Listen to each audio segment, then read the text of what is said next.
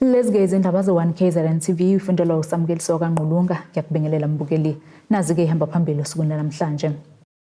Kudlwengulwe Isaguga Ethekwini.Luvaliwe Ulandle lase BALLITO kanti ke eyasezululand kulesicishamlilo. Umphakathi wasendaweni yaseSavannah Park eThekwini usababaza ke ihluku esigamekweni ke sokunukubezwa ngokucansi kwesifazane oneminyaka engama-71 ubathabile Mkhize obengokuqala ufika endaweni yesigameko uthi lesi sigameko sibashiye bekhungathekile futhi ke bazizwa bengaphephile.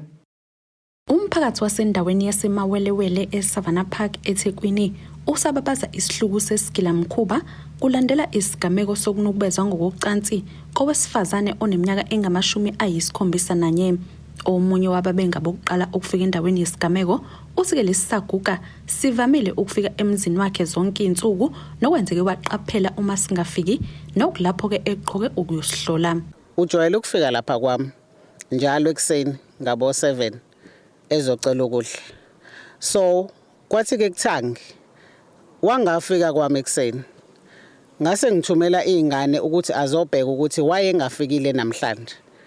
Uma zifika izingane zimfica elele ekhuluma kancane indlu yonke igcwele igazi empedeni igcwele igazi kusofa la ehleli khona igcwele igazi mase mbuza ukuthi kwenzekeni uthi kuvuleke iwind late kuthangi yena eselele kwangena umfana omnyama omude wasefika emvula imlenze wasiyamdlwengula simshiye ephatheke kabi kakhulu ethukile evevezela ethukile ngoba uthe noma esefika esibhedlela kufika amaphoyisa amthatha amsesibhedlela ngoba bebesayocheck ukuthi udlwengulwe ngempela yini mabefika esibhedlela base beyathola ukuthi udlwenguliwe. Ngokusho komakhelwane abaxoxe neziko lezindaba lesi saguga sekunesikhathi eside sihlala sodwa yize ke sinabo abantwana abafika ngokuzosibheka kanti kungokuqala ukuba kwenzeke isigameko esifuze lesi kule ndawo nokwenza ke bayithole behlalele uvalweni lokusabela izimpilo zabo kanye ke nezabantwana babo kwazise umenzi wobubi usagcwele amathafa. Endaweni yaseMawelewele bekusayindawo ethulile ebengenazo izimanga nezimangaliso. Kubenzima kuthini ukuthi samukele ukuthi kwenzeke kanje kugogo. Sithukile kakhulu. Kubhlungu kakhulu ukuthina ngoba asazi ukuthi umenzi wobubi ngelinye ilanga usezoya komuphi umuzi mhlawumbe nesalukwazi nakhona. Lesalukwazi akusafanele sihlale sodwa. It's either bayasithatha bakubo noma basitholela umuntu ozohlala naso ngoba akusekho safe ukuthi sihlale sodwa kanje. Sifisa ukuthi amaphoyisa enze ubulungiswa. Bekufanele ngabe icase ivuliwe. Manje masithi siyafona sifuna icase number balokhu besitshela ukuthi iphoyisa kufanele lisineze case number ilona kusafanele lizofika lizolithatha lizobheka ukuthi kwenzekeni. Kuze kube manje case number sikayithola. Kuzokumleka ukuthi ezibalweni zobugebengu ezisanda kudedelwa ungqongqosho wamaphoyisa kuleli ubheka icele zaveza ke ukuthi isifundazwe kwaZulu-Natal sihamba phambili ngamacala afuze lawa kanti okhulumela umnyango wezokuthuthukiswa komphakathi esifundazweni udaluleke ukuthi kulihlazo elingamukeleki ukuhlukunyezwa ngalendlela kwabantu asebekhulile njengoba ke kufanele ngabe bayavikelwa. Sizokukhulu kubhlungu ngalesi sigameko kodwa siyafisa ukuthi sinxuse kakhulu umphakathi wakithi ukuthi usebenzisane kanye nomnyango wezokuthuthukiswa komphakathi bangavumi nje ukuthi kube khona umuntu omdala ohlala yedwa kodwa bakwazi ukuthi bazise osonhlala kahle ukuze lo muntu omdala athole ukusizakala. Ungqongqoshe ke wezokuthuthukiswa komphakathi kwaZulu-Natal Ulandle Khoza ubathumelile osonhlala kahle ukuthi bahambe bayokwelekelela kulesi simo bazomnakekela kugogo kube kuba uyalulama simfisela okukhulu kululama. Ezindabeni ze1KZNTV kubi kuntomkhona Mvubu eThekwini.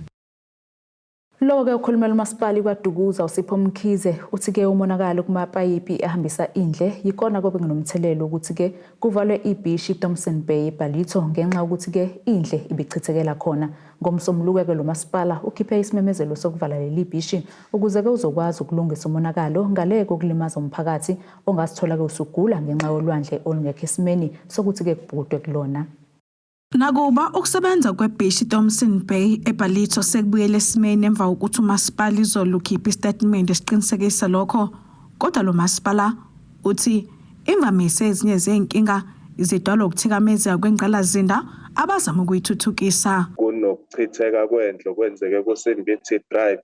Esithena-ke masasixoxa nabaphethe umsebenzi bakasiza water baveza ukuthi-ke beqashe inkampani ezo-upgrade le ndawana lena esisinike inkinga kaningana ekuyiyona ehlezi idala ukuthi sigcine kubhala ulwandle. Kuvela ukuthi bathe bewenza lo msebenzi wokumba-ke kwase kuthinteka amapayipi adala ukuthi-ke sigcine siyithola sikulesi simo lesi bese siyitshela ukuthi makuphela lama-upgrades abawenzayo sizobe sesiphumile kusona. Umkhize uthi ukwanda kwesibalo sabantu ngenxa yokuthi bazofuna amathuba emisebenzi ezinye zezinselelo ababhekene nazo okubaphoqa ukuthi kuzomele bayithuthukise ingqalasizinda yokuthutha kwendle kanjalo nokusetshenziswa kwamanzi emphakathini. Kodwa-ke bazokwazi-ke nababukeli be-1KZN ukuthi-ke umasipala wakaDukuzi uyidolobha elikhulukazi kwi-district okuyona, so singaplana konke sikuqede kodwa asisoze safikela la esithi khona hayi sesiqedile ngoba unyaka nonyaka kunabantu abasuke bedinga amathuba amasha esisobabona sebekaDukuzi njengoba sishele inkampani sisondeza kaDukuzi njengoHesto kuqonda ukuthi indirectly vele kuzogcina kukhona abantu abahleze bezedolobheni lethu. Kodwa-ke yimbe esisobhekana nayo leyo ukuthi ingqalasizinda ihleze isemgangathweni. Okunye akuvezile ubese echaza kabanzi ngey'nhlelo abanazo ey'thinta umphakathi ikakhulukazi ukuthuthukisa indaba yokuhamba kagesi njengoba kunesikhalazo sokuthi kwezinye zey'ndawo noma kukhona uhlelo lokuthi kucishe ugesi kodwa zona azihanjelwa ugesi. So ngingafakaza ukuthi ngakuthina nje sofakela u-90 million plus ekutheni silungise ingqalasizinda kagesi esingathinta nje izinto ey'ningi ngoma-street light, ukuqinisekisa ukuthi lapho kukhona khona ama-transformers asibone ukuthi azoba ney'nkinga, ukurefebhishwa kwama-substation nje wonkana okuseqhulwini impela. Kungewona ugesi kukhona nemigwaqo nizokwazi njengabe indaba ukuthi umsebenzi omkhulu osasimele bekuyilo ukulungisa ingqalasizinda elinyazwe iy'khukhula. La khona esikholelwa ukuthi senza kahle kakhulu. Ama-project e-First Tranche ka-109 million esasunikiwe siwaqedile. Kudlwengulwe Sibisi, ngiseThekwini.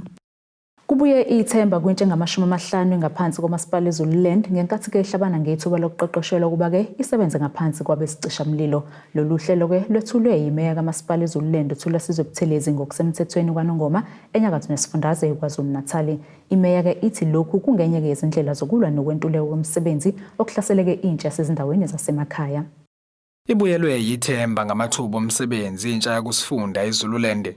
Njengoba imeya kamasipala walesi sifunda uThulasizwe Buthelezi yethule uhlelo lokuqeqeshwa kwentsha ezoqeqeshelwa ukuba zicishamlilo. Imeya uButhelezi ithi lolu hlelo luzokwelekelela kakhulu intsha eduve emakhaya.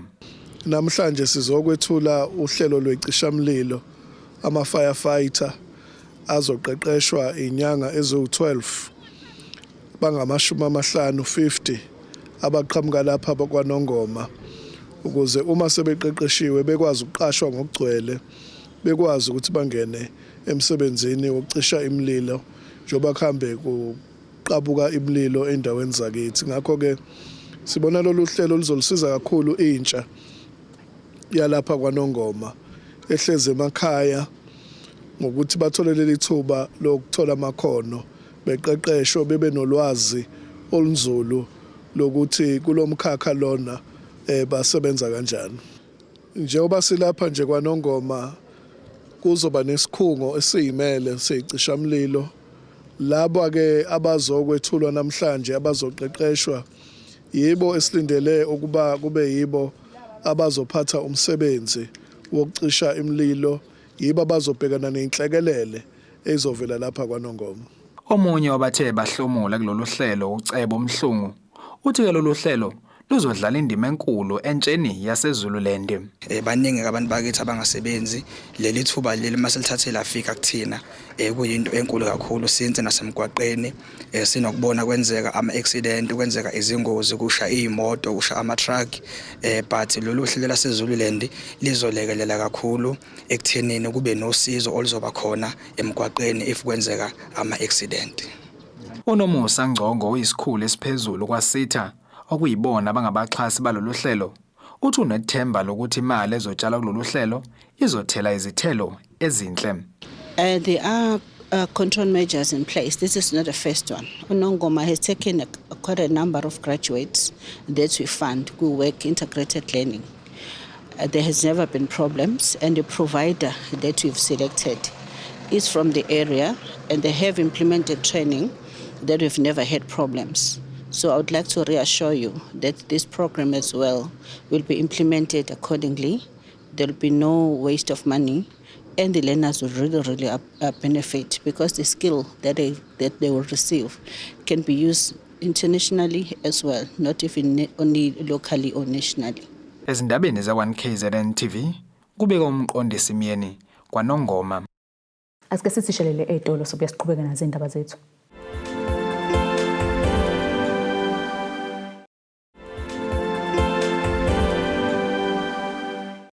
Asikwamukele umbukelo sabukela indaba ze1KZNTV nazo sithi zona ehamba phambili.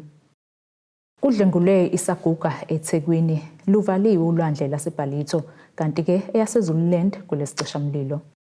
Kuhlonishwe laba abasendimeni yezokuvakasha kanye nosomabhizinisi emcimbini kwezindondo iDurban Tourism Business Awards obanjwa kwesibili kulonyaka. Imeya lomasipala iTheku uMxolisi Khawunda uthi ke inhloso yabo ukukhuthaza ukutshala kwezimali embonini njengoba ke lilikhulu iqhaza lidlalwe ezokuvakasha emnothweni wedolobha. Bekungubukhazikhazi ke ngesikhathi ke kunomcimbi wezindondo iDurban Tourism Business Awards ebibanjwa kwesibili kulonyaka. Emcimbini obuse ICC eThekwini. Lo mcimbi ke ubuhlonipho osomabhizinisi nalabo abasendimeni yezokuvakasha njengoba ile mkhakha kuyiyo ke edlala indima enkulu ukuthuthukisa umnotho wedolobha. Ukhawunda ke thola inkulumo yakhe uthi ngemuva kokuthi ke umkhakha wezokuvakasha ke washayeka kakhulu kuleminyaka embadlana edlulile, kodwa ke usutshengisa ukusimama. Ukhawunda ke uqhubha uthi ukubanjwa kwalema awards kuyingxenye yokuvuselela imboni yezokuvakasha kukhuleke umnotho wedolobha iTheku.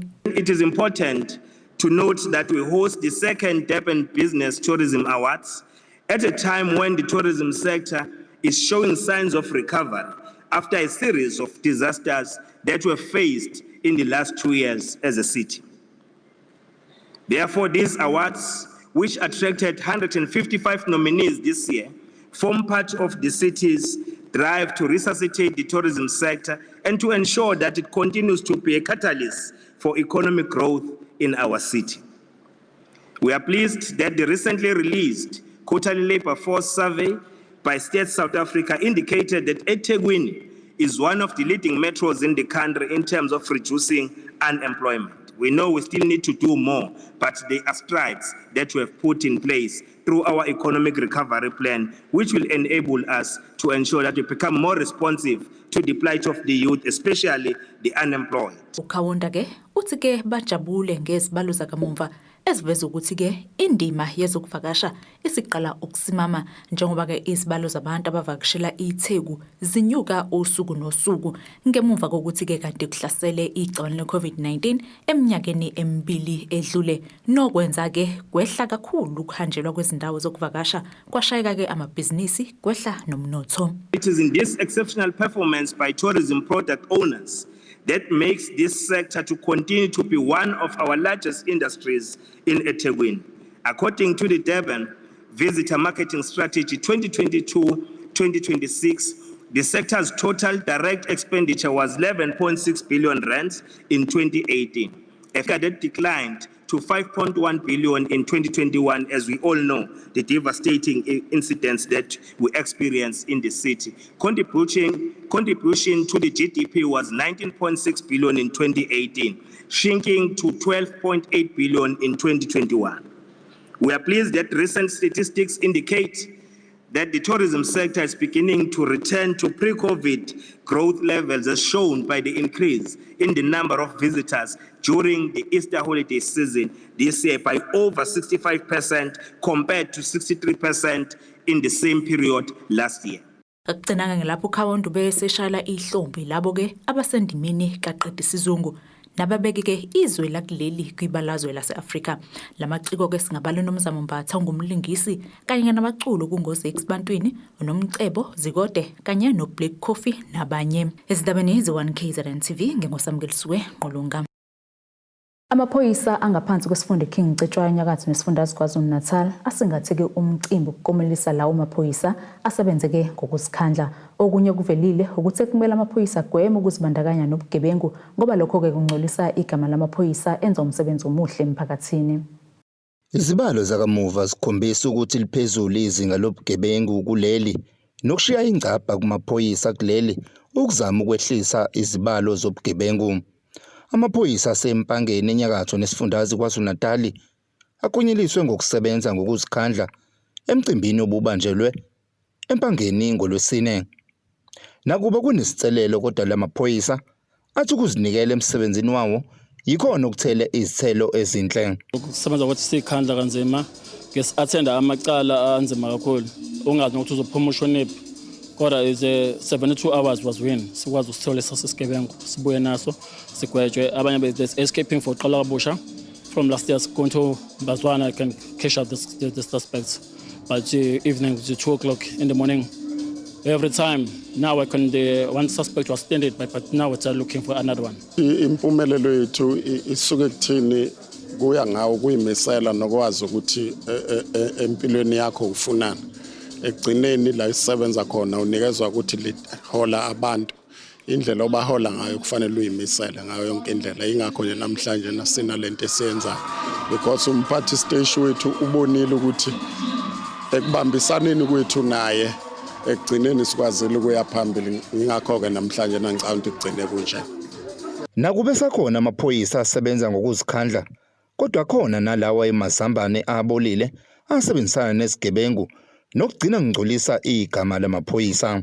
Umphathi station wamaphoyisa sempangeni uBrigadier Jeros Tango uthi abahambisana namaphoyisa anjalo. Kulamaphoyisa asebenzisana nezigebengu ngokukhulu ukuhlonipha nangokukhulu ukubacela ukuthi abagudluke esiphoyiseni badede ngoba indawo yamaphoyisa indawo yabantu okufanele basize umphakathi ngokwethembeka. Sine code of conduct esebenzela phezukwayo okufanele iphoyisa nephoyisa leyilandele. Kodwa asikwazi ukuvuma ukusebenza nezigebengu nanokuthi amaphoyisa asebenza kanzima angalali ayinikela ngempilo zawo ashiya ingane azongcoliswa ngabantu abambalwa ngoba ababaningi abantu abasebenzisana nezigebengu bambalwa kodwa kuyashesha ukubonakala. Lo ngukhomishana wamaphoyisa kwesifunda King Cetshwayo utshene nesipho ungubane uthi inkinga enkulu nabazama ukulwisana nayo ukwanda kwezikhali kubantu nokuyizona ezisetshenziswayo ukwenza ubugebengu. A very large proliferation of firearms in this area. We've got a campaign to try and retrieve. There are so many firearms in the hands of criminals. Also, there are also firearms that belong to the deceased, which we call deceased estates firearms, that also are in the hands of family members. Some of these firearms are used in the commission of a crime. We've got a campaign that we started about 2 months ago, for those firearms to be surrendered to the police, because we have actually experienced that in the past, the very same firearms that belong to the deceased are used in the commission of murders and in the commission of other crimes within the district. So if we can actually reduce the number of firearms in the hands of criminals, we hope that our murder cases will go down. We hope that our hijackings will go down. Lo mcimbi kubonakala ukukonyeliswa lawo maphoyisa asebenze ngokuzikhandla ngenhloso ukugqugquzela ukusebenza ngokuzikhandla emsebenzini wawo. Ezindabeni ze1KZNTV kubikuthi abantu maphumulo empangeni. Amaciko emculo yahlukene avela ngaphansi kwesifundazwe sase-Eastern Cape achonyekwe uphapha legwalagwala ngeqhaza lawo alibambeke emculweni nasekubekeni ke lesiyasifundazwe ebalazweni lomhlaba. Kulabaculi ke kubalwa uBatusile Mcinga, uSahara kanye noZuko SA. Laba ke bahlonishwe ngeqhaza labo emculweni nokukhuthaza ke intsha semakhaya ukuthi ke ingaphumelela ngamakhono ayo yize ke ivele ezidaweni eziselile emuva ngentuthuko.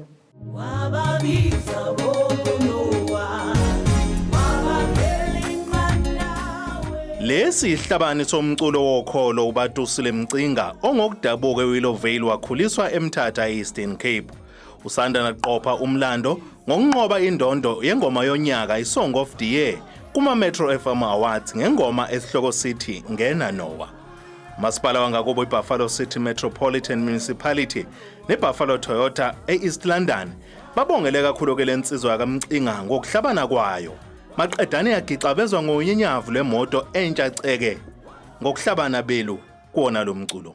Cinga lento yanamhlanje into ezoba inkuthazo kakhulu kwi-artist ezikhulayo ezisuka kakhulu kwindawo ezisemaphandleni zalapha eMpuma Koloni kuba into ekhuthazayo nethi amaphupha abo nabo bakwazi banako kuwafeza ngoku behleli apha kwezi ngqondorha sikuzo zalapha eMpuma Koloni futhi ke umzingisi akanashwa. Siyathanda futhi nokubulela kakhulu abantu base Eastern Cape abaqhubekayo bathi gqolo ukusincedisa xa sicela ivotes sicela nokuba ba download imiculo yethu sicela bathenga amacwecwe ethu ba attend ne concert zethu. Sibulela nenkampani ezifana no Buffalo Toyota walapha eMonti kunye neSitones ukuba ziyithathe njengento eyinto yazo into yokuphuhlisa nokuncedisa italente zasempuma Koloni. Well, in the recent weeks, there was a Metro FM Awards where Ubethusile wasothusa by winning a Song of the Year award in Metro FM, together with Deep London and Zuko SA winning different categories in the awards. And so this was a proud moment for the Eastern Cape and for Buffalo City. And that's why today we are here to celebrate and witness the awarding of those artists that made us proud as the Eastern Cape in the recent awards. Kanti nabanye abaculi abadabuka kusona lesiya sifundazwe okubalwa kubona kuZahara wodumo lwengoma uLoliwe kanye noZuko Khuphiso owaziwa ngoZuko SA batuswa kakhulu ke nabo ngeqhaza labo emculweni nangokubeka ebalazweni lomhlaba lesiya sifundazwe. Wonke umuntu osekhaya and who's willing to be an artist, I want to just say it is possible. And iyenzeka xa ukwazi ukuzimisela in the industry ufocus kwinto oyifunayo. This for me is a start and yaphambili kakhulu as ngisaprepare album yami ngoku. And shout out to Vusinova for working with me on this song. Yabulela. Ezindabeni ze1KZNTV kubi kuphilana kaMzimba uyidelile bafokozana kaCebe khulu eEast London. Asiphinde sisishelele futhi ezitolo sobuya siqhubeke nazindaba zethu.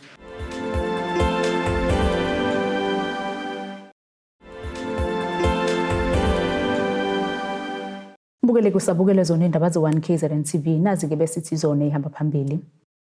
Kudlwengulwe Isaguga Ethekwini.Luvaliwe Ulandle laseBallito kanti ke eyasezululand kulesicisha mlilo. Ake sibheke ke engosini yezomnotho.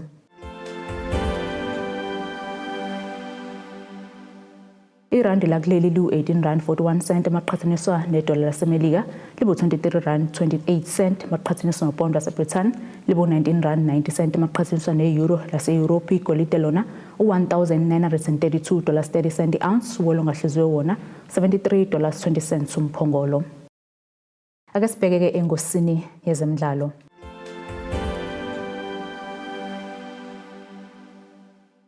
Lowo ke owayisilomo samabhokobhoko uAphiwe Janti uthi ke sekuphela ke isigwebo sakhe asithola ngo2019 lo mdlali ke owafika kwezakala eqenjeni lesizwe egijima ke ohlangothini lesokunxele wamiswa inhlangano ke elwa nokusetshenziswa kwezakhamzimba ezingavumelekile kwezemidlalo iWorld Anti-Doping Agency ngesikhathi ke ehlolwa ngoJulayi ka2019 watholakala ke enokungavumelekile egazini lakhe okuthiwa ke kusiza ekukhuliseni ke amamasela wagcina ke egwetshiwe ngomfumfu ka2019 ngemuva kokuthi ke kuhlolwe isampula lakhe lesibili nalo ke latholakala linazo lezakhamzimba ezingavumelekile.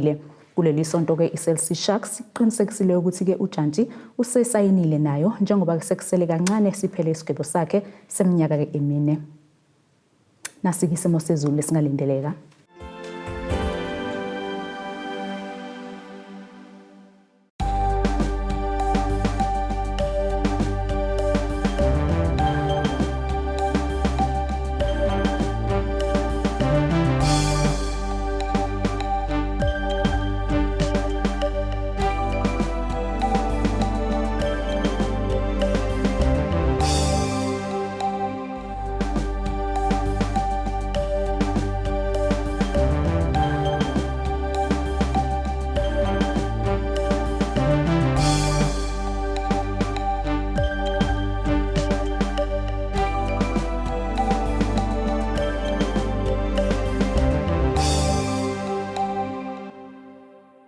Mbukeli ke ziyaguqa bese kuphathelwa zona usuku namhlanje mina nawe ke sesohlangana futhi ngesikhathi esilandelayo impela sonto emnandi.